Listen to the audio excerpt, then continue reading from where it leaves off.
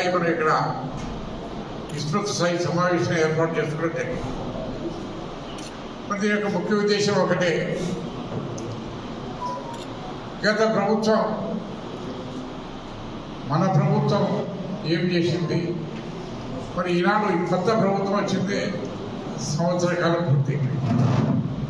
మరి ఈ సంవత్సర కాలంలో ప్రజలు ఏ రకంగా ఉన్నారు, ప్రజలకు ఏమి మేలు జరిగింది, ఇచ్చిన హామీని ఇచ్చాడు, మరి ఏ రకంగా హామీలు అమలు చేయలేదు, మరి ఏమైతే అమలు చేశాడు, మనం కూలంకషంగా డిస్కస్ చేసుకోవాల్సిన అవసరం ఉంది. మరి మనం చూస్తున్నాం ఎన్నికల ముందు ఇచ్చినటువంటి హామీలన్నీ కూడా మరి సూపర్ 6, సూపర్ 7 ఎన్ని అంటున్నాం, అందరు చెప్పినట్టు కూడా అదే చెప్తున్నాం. సో ఎక్కువ దాని గురించి మనం చెప్పాల్సిన అవసరం లేదు.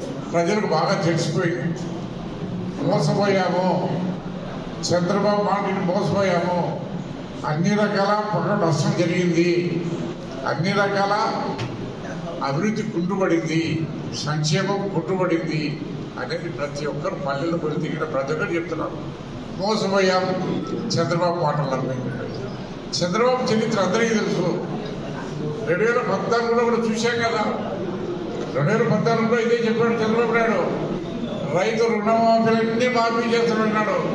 చెప్పాడా, చేశాడా? ఎవరికి? మరి డ్వాక్రా మహిళల రుణాలన్నీ మాఫీ చేస్తానన్నాడు, చేశాడా? చేయలేదు. మరి అదే రకంగా రైతులు బంగారు తాకట్టు పెట్టి లోన్ తీసుకుంటే బ్యాంకులో ఊళ్ళో పెట్టి బంగారు ఇంటికి చేర్పిస్తాం. ఇంటికి ఒక ఉద్యోగం అన్నాడు, లేకపోతే నిరుద్యోగం ఏంటి చెప్పుకోవడం అయితే చాలా ఉన్నాయి, కానీ చేశాడా? ఏమీ చేయకుండా లాస్ట్లో మాత్రం ఇది పసుపు కుంకం అని చెప్పేసి 10 రూపాయలు కొంతమందికి ఇచ్చి చేశాడు. మరి ప్రజలకు అనుకున్నారు మోసపోయామని చెప్పేసి, అందుకే 150 సీట్లు గెలిపించారు 19లో. మళ్ళీ కనుక్కున్నాడు, ఈ ప్రజలు నా మాటలు నమ్ముతారు, మోసపుచ్చాలా అనేది ఆయన ఒకటే. ఏదో ఒక రకంగా ఎన్ని అబద్ధాలైనా చెప్పేది సామె చెప్తారు పూర్వకాల పెళ్లిలో, 100 అబద్ధాలైనా చెప్పి ఒక పెళ్లి చేయమంటారట. కరెక్ట్ అనేది అట్టగా 100 అబద్ధాలైనా చెప్పి మన అధికారంలోకి రావాలని చంద్రబాబు నాయుడు కంకణం కొట్టుకొని చెప్తాడు. మరి అవన్నీ కూడా సాధ్యమయ్యేటియనా అనేది కొనుక్తాను. అవన్నీ సాధ్యమయ్యేటియనా అని చెప్పేసి సాధ్యం కానటువంటి మన రాష్ట్ర ఆర్థిక భరోసా లేనటువంటి మరి అన్ని హామీలు ఇచ్చాడు.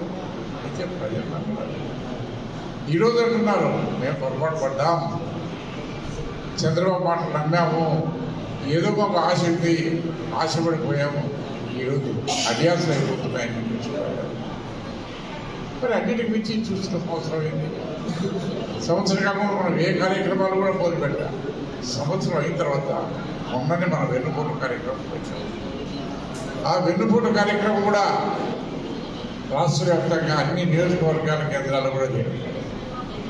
మరి ఎప్పుడైతే వెన్నుపోటు కార్యక్రమానికి ప్రజలు తండోపతండాలుగా వచ్చి ప్రతి జిల్లాలో ప్రతి నియోజకవర్గంలో విపరీతంగా జనం వచ్చి వారి అభిప్రాయాలు ఈ ప్రభుత్వంలో వ్యతిరేకతను చాటి చెప్పే విధంగా చెప్పడంతో అప్పుడు భయపడ్డట్టు.